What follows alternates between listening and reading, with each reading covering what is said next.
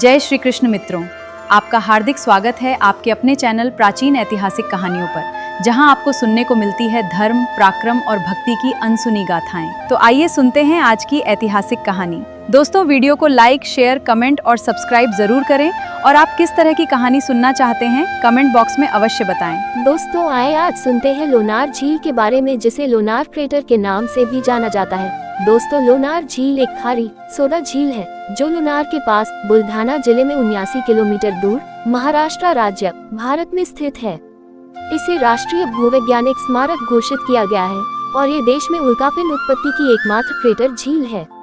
इसका औसत व्यास 1.2 किलोमीटर अर्थात 3900 फीट है और यह क्रेटर रिम से लगभग 137 मीटर 449 फीट नीचे स्थित है, जिसका व्यास लगभग 1.8 किलोमीटर अर्थात 5900 फीट है।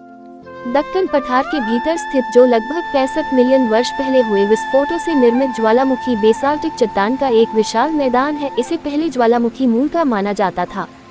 हालांकि आगे के अध्ययनों से यह निष्कर्ष निकला कि यह झील प्लेस्टोसीन काल के उल्कापिंड से बने एक प्रभाव क्रेटर के भीतर बनी थी। पहले माना जाता था कि यह 58,000 वर्ष पुराना है। नए अध्ययनों से पता चलता है कि इसकी आयु 5,76,000 जोड़ या घटाव 47,000 वर्ष है। ये पृथ्वी पर बेसाल्टिक चट्टान में ज्ञात केवल 4 हाइपरवेलोसिटी मतलब 11 किलोमीटर प्रति सेकंड या उससे अधिक प्रभाव क्रेटरों में से एक है। अन्य 3 प्रभाव संरचनाएं दक्षिणी ब्राजील में हैं। स्मिथसोनियन संस्थान, संयुक्त राज्य भूवैज्ञानिक सर्वेक्षण, भारतीय भूवैज्ञानिक सर्वेक्षण, सागर विश्वविद्यालय और भौतिक अनुसंधान प्रयोगशाला ने इस स्थल का व्यापक अध्ययन किया है। इस झील में जैविक नाइट्रोजन स्थिरीकरण की खोज 2007 में हुई थी। आई.टी. बॉम्बे द्वारा 2019 में किए गए एक अध्ययन में पाया गया कि झील की मिट्टी में पाए जाने वाले खनिज अपोलो कार्यक्रम के दौरान लाए गए चंद्रमा की चट्टानों में पाए जाने वाले खनिजों के समान हैं। नवंबर 2020 में झील को संरक्षित रामसर स्थल घोषित किया गया। झील एक एंडोर्हेक बेसिन में स्थित है, जिसका आकार लगभग गोलाकार है, जो 35 से 40 डिग्री कोण पर पूर्व की ओर प्रभाव का संकेत देता प्रतीत होता है और लगभग 8 किलोमीटर अर्थात 5 मील की परिधि है, जो खड़ी ढलानों से घिरी हुई है और लगभग 75 डिग्री की कोण पर तेजी से ऊपर उठती है। किनारों के आधार पर झील की परिधि लगभग 4.8 किलोमीटर यानी 3 मील है। दक्कन पठार पर इसकी स्थिति के कारण वैज्ञानिकों ने पहले माना था कि यह क्रेटर ज्वालामुखीय है। हालांकि प्लाजियोक्लेस की उपस्थिति, जो या तो मास्केलिनाइट में परिवर्तित हो चुका है या जिसमें समतल विरूपण विशेषताएं हैं, ने इसके बाह्य अंतरिक्षीय प्रभाव से उत्पन्न होने की पुष्टि की है। ऐसा माना जाता है कि केवल अतिवेग प्रभाव से उत्पन्न आघात कायांतरण ही ऐसी भूवैज्ञानिक विशेषताओं को जन्म दे सकता है। इसके अलावा क्रेटर के किनारे पर स्थित बेसाल्ट परतों का प्रभाव विरूपण, क्रेटर के अंदर आघातग्रस्त ब्रेसिसियाई, खंडित शंकु और क्रेटर के चारों ओर गैर ज्वालामुखी अवक्षेपित सामग्री की परत, ये सभी लोनार झील के प्रभाव से उत्पन्न होने का समर्थन करते हैं। संरचना की आयु के पूर्व थर्मोल्यूमिनेसेंस विश्लेषणों से 52,000 वर्ष का परिणाम प्राप्त हुआ, जबकि हाल ही में किए गए ऑर्गन डेटिंग से पता चलता है कि क्रेटर बहुत पुराना है। यह अधिक आयु क्रेटर रिम के क्षरण की मात्रा के अनुरूप है। झील में बहिर्वाह का अभाव है, जिसके कारण पानी के वाष्पीकरण से खनिजों की सांद्रता बढ़ जाती है, जिससे ये लवणता और क्षारीयता में उच्च हो जाती है। हालांकि स्तर एक समान नहीं है। झील में एक बाहरी तटस्थ क्षेत्र और एक आंतरिक क्षारीय क्षेत्र है जो आपस में नहीं मिलते, जिससे 2 अलग-अलग रासायनिक वातावरण बनते हैं। लोनार झील का पहला उल्लेख प्राचीन संस्कृत ग्रंथों जैसे स्कंद पुराण और पद्म पुराण में मिलता है। 16वीं सदी के मुगल दस्तावेज एन अकबरी में भी इस झील का उल्लेख मिलता है। इन पहाड़ों में कांच और साबुन बनाने के लिए आवश्यक सभी सामग्रियां उपलब्ध हैं।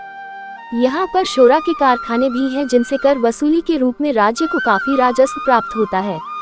इन पहाड़ों पर खारे पानी का एक झरना है, लेकिन बीच और किनारों से मिलने वाला पानी बिल्कुल मीठा है। जिस क्षेत्र में ये ज्वालामुखीय जीवा स्थित है, उस पर इतिहास में कई बार अलग अलग शासकों का अधिकार रहा है। मौर्य, सातवाहन और राष्ट्रकूट साम्राज्यों के साथ साथ चालुक्य वंश और बाद में मुगलों, यादवों, हैदराबाद के निजाम और अंत में अंग्रेजों ने भारतीय उपमहाद्वीप के इस हिस्से पर विजय प्राप्त की और शासन किया। इस झील के चारों ओर धार्मिक मंदिर फैले हुए हैं और हालांकि उनमें से कई अब खंडहर हो चुके हैं, दैत्य सुदान मंदिर आज तक सुरक्षित है। यह मंदिर हिंदू धर्म के प्रमुख देवताओं में से एक विष्णु को समर्पित है, जिनके बारे में एक किंवदंती है कि उन्होंने लोनासुरा नामक एक दैत्य का वध किया था, जिसने मनुष्यों और जानवरों को आतंकित किया था। कहा जाता है कि इस संघर्ष के दौरान उन्होंने दैत्य के भूमिगत निवास का पता लगाया, ढक्कन खोला और उसका वध कर दिया। ये किंवदंती सीधे झील से जुड़ी हो सकती है और इसकी उत्पत्ति की एक पौराणिक व्याख्या प्रस्तुत करती है। झील के किनारे स्थित कमलजा देवी मंदिर में नक्काशीदार मूर्तियां भी हैं। गोमुख मंदिर, जो ज्वालामुखी के किनारे पर स्थित है, एक 12मासी धारा का उद्गम मंदिर के पास है, जहां तीर्थयात्री दर्शन करने आते हैं। शंकरा गणेश मंदिर, जो आंशिक रूप से जलमग्न है और एक आयताकार शिव प्रतिमा की उपस्थिति के लिए प्रसिद्ध है।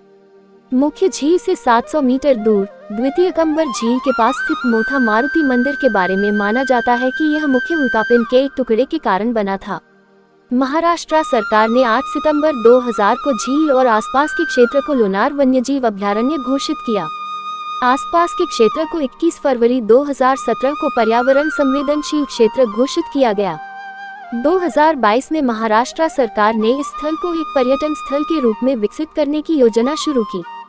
फिर भी लोनार झील की अखंडता कृषि क्षेत्रों में उर्वरकों, कीटनाशकों और जहरीले पदार्थों के उपयोग से खतरे में है, जिसके परिणाम स्वरूप जल प्रदूषण होता है और अवैध वनों की कटाई, अवैध खनन, झील के आसपास अनियमित व्यावसायिक निर्माण, प्राकृतिक स्थलाकृति में व्यवधान, स्थानीय लोगों द्वारा 2 12मासी धाराओं के उपयोग के कारण नियमित रूप से झील में डिटर्जेंट का पहुंचना, कूड़ा करकट फैलाना, सीवेज डंपिंग और कई अन्य कारण हैं। दोस्तों, ये थी लोनार झील की एक झलक। मुझे उम्मीद है ये जानकारी आपको पसंद आई होगी। कमेंट बॉक्स में अपनी सुंदर सी समीक्षा देकर जरूर बताएं। धन्यवाद। आपका दिन मंगलमय हो।